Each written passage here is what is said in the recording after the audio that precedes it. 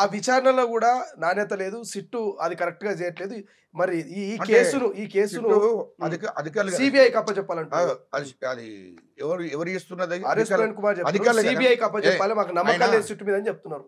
ఎట్లా? నువ్వు police officer, police డిపార్ట్మెంటే కదా, అది కూడా పోలీస్ డిపార్ట్మెంటే కదా. నీకు ఎట్లా నమ్మకం లేదా? నువ్వు ఎట్లా పోలీస్ ఆఫీసర్ అయినవే? అంటే నువ్వు ఆనాడు ఎస్పీగా పనిచేసినావు, నువ్వు ఐజీగా పనిచేసినావు, మరి నీ మీద కూడా ప్రభుత్వం అంటే ప్రజలకు కానీ నీ మీద కూడా నమ్మకం లేనట్టే కదా మరి ఆ రోజు కూడా. అంటే గుర్తుపెట్టుకో, మీరున్నప్పుడు ఒకటి మంది అంటే మీ ప్రభుత్వం ఉన్నప్పుడు అధికారుల మీద అందరి మీద నమ్మకం ఉండాలి. మా ప్రభుత్వం కూడా అధికారుల మీదనే పెట్టింది కదా. రాజకీయ నాయకులు విచారణ చేస్తున్నారు ఇక్కడ, అది గుర్తుపెట్టుకో. అధికారులే చేస్తున్నారు, అక్కడ డిపార్ట్మెంట్ వాళ్ళే చేస్తున్నారు, దానికి సంబంధించిన శాఖ వాళ్ళే చేస్తున్నారు, దాని మీద విచారణ చేస్తున్నారు. విచారణకు అందరూ కూడా చట్టాన్ని గౌరవించవలసిన అవసరం ఉంది. ఇష్టం వచ్చినట్టు మాట్లాడద్దు. మీరు కూడా విచారణ చేపించారు కదా అన్నిటి మీద, మరి ఇప్పుడు కూడా ప్రభుత్వము విచారణ అధికారులకి అప్పయిపోయింది. మీరు విచారణ చేయండి, విచారణ చేసి వాళ్ళ మీద చట్టపరమైన చర్య తీసుకోండి అని చెప్పి న్యాయబద్ధంగా విచారణ జరుగుతుంది. ఒక్కదాని మీద కాదు, ఫోన్ ట్యాపింగ్ మీద జరుగుతుంది, కాళేశ్వరం ప్రాజెక్టు మీద జరుగుతుంది, అన్ని కార్ రేసింగ్ మీద జరుగుతుంది. ఈ భూముల హైదరాబాద్ చుట్టూన్న భూములు 30,000 ఎకరాల భూమి కేసీఆర్, కేటీఆర్, హరీష్ రావు, కవిత బినామీ పేర్ల మీద పెట్టుకున్న భూముల మీద జరుగుతుంది. అన్నిటి మీద విచారణ జరుగుతుంది. రైట్. ఒక్కసారి గజల కథ గారు మీకు ఒక వీడియో చూపించే ప్రయత్నం చేస్తా. ఆర్ఎస్ ప్రవీణ్ కుమార్ తాజాగా మాట్లాడినటువంటి ఒక వీడియో బయట చూసే ప్రయత్నం చేద్దాం. ఆయన వీడియో బయటలో మాట్లాడుతూ హైదరాబాద్లో ప్రధానంగా తెలంగాణలో గన్ కల్చర్ పెరుగుతున్నదని చెప్పేసి ఆర్ఎస్ ప్రవీణ్ కుమార్ మాట్లాడుతున్నటువంటి ఒక వీడియో చూపించే ప్రయత్నం చేస్తా. సో అందులో ఆర్ఎస్ ప్రవీణ్ కుమార్ క్లియర్ చెప్తున్నాడు, నా రక్తం మరిగిపోతున్నది, పోలీస్ ఆఫీసర్ల మీద కొంతమంది చేస్తున్నటువంటి కామెంట్ చూస్తూ ఉంటే నా రక్తం మరుగుతుందంటూ ఆర్ఎస్ ప్రవీణ్ కుమార్ కామెంట్.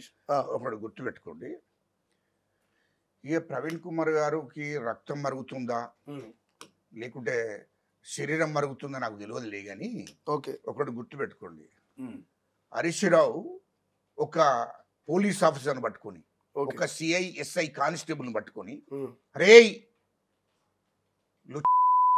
అని చెప్పి ఇష్టం వచ్చిన బూతులు తిట్టినప్పుడు నీ రక్తం మరగలేదావా? అప్పుడు డ్యూటీలో ఉన్నావు కదా, నేను అప్పుడు ఐపీఎస్ ఆఫీసర్గా ఉన్నావు, ఇప్పుడు రిటైర్మెంట్ తీసుకున్నావు, కానీ అప్పుడు ఐపీఎస్ ఆఫీసర్గానే ఉన్నావు కదా నువ్వు. మరి అప్పుడు ఎందుకు మాట్లాడలేదేను? అప్పుడు ఎందుకు మాట్లాడలేదని నేను అడుగుతున్నా. దానికి జవాబు చెప్పు అంటున్నా, ముఖ్యసూటిగా జవాబు చెప్పు. ప్రవీణ్ కుమార్ గారు, అయ్యా మీరు ఐపీఎస్ ఆఫీసర్ గారు, మాజీ అయ్యా, మీరు ఐపీఎస్ ఆఫీసర్గా ఉన్నప్పుడు ఇదే హరీష్ రావు రైట్ ఒక్కసారి వాయిస్ విని మళ్ళీ రక్తం మరుగుతా ఉన్నది. నేను చూడండి నిజంగా చెప్తున్నా మధు గారు, ముఖ్యమంత్రి వెంటనే రాజీనామా చేయాలి. ఎమ్మెల్యేనే రక్షణ కల్పించలేను, నువ్వే ముఖ్యమంత్రి నాకు అర్థం కాదు. ఏం హోంమంత్రి వదిలేసాయి, వేరే వాళ్ళకి ఇచ్చాయి కదా, అది నేను చెప్పేది. మొన్న మల్కాజ్గిరిలో జరిగినటువంటి ఇన్సిడెంట్ పైన ఎట్లా రియాక్ట్ అవుతారు? ఎమ్మెల్యే వెహికల్ పైన కూర్చోవడం, వాటి పైన సిఐ ఓడో పిలవండి అనేటువంటి స్టేట్మెంట్. నాకు రక్తం మరుగుతున్నది, ఓపెన్ చెప్తున్నా. ఒక రాజకీయ నాయకుడు రక్తం మరుగుతున్నది, రాజీనామా చేయాలి ముఖ్యమంత్రి. ఆయన రక్తం మరుగుతున్నది. ఇప్పుడు పాపం ఆయన రిటైర్మెంట్ అయిన ఆయనతో ఉదుగాలది పీరియలు ఆయనతో ఏం కాదు, కానీ అట్టి మాటలు మాట్లాడేది ఇక్కడ. కానీ ఆయన ఐపీఎస్ ఆఫీసర్గా ఉన్నప్పటి ముచ్చట నేను అడుగుతున్నా. నువ్వు రాష్ట్రంలో ఒక ఐపీఎస్ ఆఫీసర్గా ఉన్నావు, ఓకే? నువ్వు ఐపీఎస్ ఆఫీసర్గా ఉన్నప్పుడు ఒక పోలీస్ ఆఫీసర్ని పట్టుకొని, ఒక సిఐ ఏసీపీని పట్టుకొని, ఎస్ఐని పట్టుకొని, ఒక కానిస్టేబుల్ని పట్టుకొని రేయ్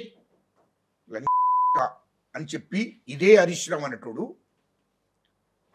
ఆడ డిస్టర్బ్ చేస్తే 2014 కన్నా ముందు తెలంగాణ ఉద్యమం టైంలో అధికారులు, ఆ police officers, police CI, ACP, అక్కడ ఉన్నటువంటి ఎస్ఐ కానీ అక్కడ ఉన్న వాళ్ళు అక్కడ ఎలాంటి డిస్టర్బ్ కాకుండా వాళ్ళ డ్యూటీ వాళ్ళు చేస్తున్నారు.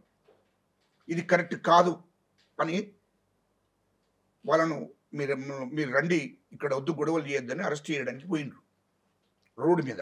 ఇది చాలా డిస్టర్బ్ చేస్తుండ్రు, ఈ ప్రజలకు ఆటంకం చేస్తున్నారు, మా డ్యూటీకి కూడా ఆటంకం పరుస్తున్నారు, ఇది కరెక్ట్ కాదు అని చెప్పి వాళ్ళు అరెస్ట్ చేయడానికి వెళితే ఇది కరెక్ట్ కాదు, ఇక్కడ నుండి లేవాలంటే అరే అని చెప్పి నోటికొచ్చిన విధంగా మాట్లాడిన హరీష్ రావు ఒరే అని చెప్పి ఒక పోలీసు డిపార్ట్మెంట్ వాళ్ళని, సిఐని, ఏసీపీని ఎస్ఐని తిట్టిండు. అప్పుడు ఎందుకు మరగలేదే నీ రక్తం? నీ రక్తం అప్పుడు ఒక దొర తిడుతుంటే, హరీశ్వరం అన్నట్టు తిడుతుంటే నీ రక్తం ఎందుకు మరగలేదో దానికి జవాబు చెప్పు ప్రవీణ్ కుమార్ గారు. ఫస్ట్ దానికి జవాబు చెప్పు. దానికి సాక్ష్యాలు తెలంగాణ ప్రజలు, అది పాత రికార్డు తీయండి ఒకసారి. నేను చెప్పడం కాదు, మీరు ఒక్కసారి మీ మీడియా వాళ్ళు ఒకసారి ఆయన హరీష్ రావు మాట్లాడిన మాటలు తీయండి. నెంబర్ 1. నెంబర్ 2, ఇదే కేటీఆర్ అంటుడు ఒక ఏసీపీని పట్టుకుని ఏం తమాషాలు చేస్తున్నావా అరే ఎవడరావాడు అని చెప్పి ఇదే కేటీఆర్ అంటుడు మాట్లాడినప్పుడు అప్పుడు నువ్వు ఏం బీకినవయ్యా? నువ్వు ఐపీఎస్ ఆఫీసర్గా ఉండి ఎందుకు డీజీపీకి చెప్పి ఇమ్మీడియట్లీ వాని మీద యాక్షన్ ఎందుకు తీసుకోలేదా? వాడిని అరెస్ట్ ఎందుకు చేయలేదా? మాట్లాడితే ఇష్టం వచ్చినట్టు మాట్లాడొద్దు, అన్ని గుర్తే ఉన్నాయి. కానీ ప్రవీణ్ కుమార్ ఇప్పుడు పోలీసుగా ఉంటే మాత్రం మైనంపల్లి హనుమంతరావునైనా రోహిత్నైనా ఇద్దరిని బొక్కలో వేస్తాని నా రక్తం మరుగుతుందని చెప్తున్నాడు. ఏం బీకపో, అది అంత పక్క పెట్టవా, ఆయన ఏం బీక్తాడు కావే. అది నువ్వు ఐపీఎస్ ఆఫీసర్ ఉన్నప్పుడు ఏం బీకలేదు, ఇప్పుడు ఏం బీక్తాడు? అవన్నీ ఎందుకు మాట్లాడతావా? నీ చరిత్ర నాకు తెలియదా? రాష్ట్రంలో నీ చరిత్ర నాకు తెలియదా? నువ్వు ఏమయ్యా నువ్వు నన్ను మాట్లాడితే ఎట్లనయ్యా? ఎట్లా మాట్లాడుతున్నావు నువ్వు? ఈ మాటలు చాలా బ్రహ్మాండంగా మాట్లాడచ్చు. నువ్వు ఒక ఐపీఎస్ ఆఫీసర్గా ఉన్నప్పుడు, ఎస్పీగా ఉన్నప్పుడు నువ్వు ఎక్కడున్నావో నేను ఎక్కడున్నావు నా గురించి నీకు తెలుసు, నీ గురించి నాకు తెలుసు. ఎందుకే నువ్వు పరిచయం చెప్పే నువ్వు ఎందుకే నువ్వు అట్టిగా అనవసరంగా మాట్లాడుతున్నావు? నువ్వు ఏం చేసినావు అంటున్నా. కేటీఆర్ అంటాడు ఒక అహంకారంతో ఆనాడే ఒక ఏసీపీని బట్టి ఒక సీఎని పట్టుకుని అరే ఎవడరావు నువ్వు అని మాట్లాడుతుంటే అమర్యాదగా ఒక ఆఫీసర్ని పట్టుకొని ఒక యూనిఫామ్లో ఉన్నటువంటి పోలీస్ ఆఫీసర్ని గౌరవించవలసింది పోయి ఇష్టం వచ్చినట్టు మాట్లాడితే నీ రక్తం ఆనాడు ఉరకలేదా? మరి ఆనాడు ఏం చేసినవే? నెంబర్ 1, మొన్న కూడా వాళ్ళు విచారణకు పిలుస్తుంటే పోలీస్ ఆఫీసర్లను ఇష్టం వచ్చినట్టు మాట్లాడుతున్నాడు. తెలంగాణ భవన్ నుంచి పోయేటప్పుడు వాళ్ళు కొంచెం పండి అని చెప్పి మాట్లాడుతుంటే ఇష్టం వచ్చినట్టు వాళ్ళ మీద అహంకారంతో మాట్లాడుతున్నాడు. అప్పుడు నీకు రక్తం ఎందుకు మరుగుతలేదా? అంటే దొరదిరిగితే నీకు రక్తం మరగదు. అంటే ఇప్పుడే నీకు మరుగుతుందా? ఏమని మరుగుతుందా? అవును, సిఐ గారు రండి అని అన్నాడు. సిఐ ఎవరే పిలువు అని చెప్పిండు. దాన్ని ఏంటిదయ్యా? అంటే హరీష్ రావు లెక్క కేటీఆర్ లెక్క అరే వాడెవడరా వాడిని విలువు అని బూతులు తిట్టలేదు కదా. మాట్లాడే ముందు జాగ్రత్తగా మాట్లాడండి, లేకుంటే సీఎం ఏం తప్పు చేసిండే? రాజీనామా చేయాలి. గన్ కల్చర్ పెరిగిపోతుంది తెలంగాణలో. గన్ కల్చర్ పెరుగుతున్నది. తెలంగాణ ప్రజలకు హోంశాఖ మంత్రిగా ఉన్నటువంటి రేవంత్ రెడ్డి గారు భద్రత కల్పించాలి, కానీ అభద్రతా భావంతో తెలంగాణ ప్రజలు ఉన్నారు. అందుకే రాజీనామా చేయాలి అంటున్నారు. వాస్తవమా కదా? గన్ కల్చర్ పెరిగిందా లేదా? గన్ కల్చర్ ఇక్కడ పెరగలేదు. గన్ కల్చర్ ఉక్కుపాదం మోపుతుండు మా ముఖ్యమంత్రి గారు. అక్కడ అనుకోకుండా గణేష్ గారు ఆయన ఎమ్మెల్యే అక్కడ అనుకోకుండా జరిగింది. అక్కడ జరిగింది ఆ సంఘటన. వెంటనే అందరిని అరెస్ట్ చేసిండ్రు, వాళ్ళ మీద ఉక్కుపాదం మోపిండ్రు. కానీ ఒక ఎమ్మెల్యేకే భద్రత కల్పించని రాష్ట్ర ప్రభుత్వము, ముఖ్యమంత్రి ప్రజలకు ఎట్లా భద్రత కల్పిస్తారు అనేది ఇప్పుడు అక్కడ ఆర్ఎస్ ప్రవీణ్ కుమార్ అకస్మాత్తుగా వస్తారు. ఒక ఎమ్మెల్యేకి భద్రత కల్పించలేదంటే ఆయన కాన్స్టిట్యూషన్ ఉన్నాడు, ఆయన వ్యక్తిగా అసలు అది ఏంటిది అనేది మనకు తెలియదు. ఇప్పుడు విచారణలో తెలుగుతుంది. ఆయన అక్కడ ఉన్నాడు, అకస్మాత్తుగా అక్కడ ఏం జరిగింది అన్నట్టు చూసిండ్రు. ఇమీడియట్లీ వాళ్ళని అరెస్ట్ చేసిండు కదా. వాళ్ళ మీద చట్టపరమైన చర్య తీసుకోకపోతే మీరు ఏం చేస్తున్నారో అడగాలి, అర్థం ఉంటుంది. అకస్మాత్తుగా ఇప్పుడు తీవ్రవాదులు కానీ, ఉగ్రవాదులు కానీ, గుండాలు కానీ, రౌడీలు కానీ అకస్మాత్తుగా వస్తారు కదా. అకస్మాత్తుగా దాడి జరుగుతుంది కదా.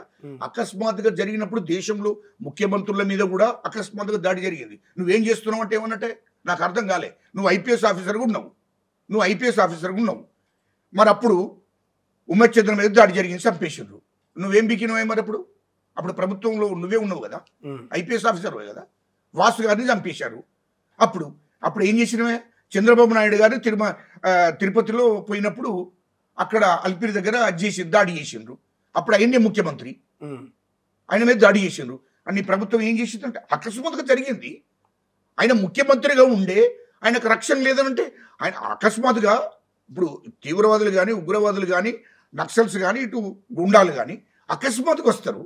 దాన్ని ఇమీడియట్లీ దాని మీద ఉక్కుపదం మోపిందా లేదా, దాని మీద చట్టపరమైన చర్య తీసుకున్నా లేదా అని దాన్ని ప్రశ్నించాలి తప్ప అకస్మాత్తుగా ఏ ప్రభుత్వం ఉన్నా ఎవరున్నా అకస్మాత్తుగా దాడి జరిగినప్పుడు ఇమీడియట్లీ యాక్షన్ ఉంటుంది కదా. ఓకే.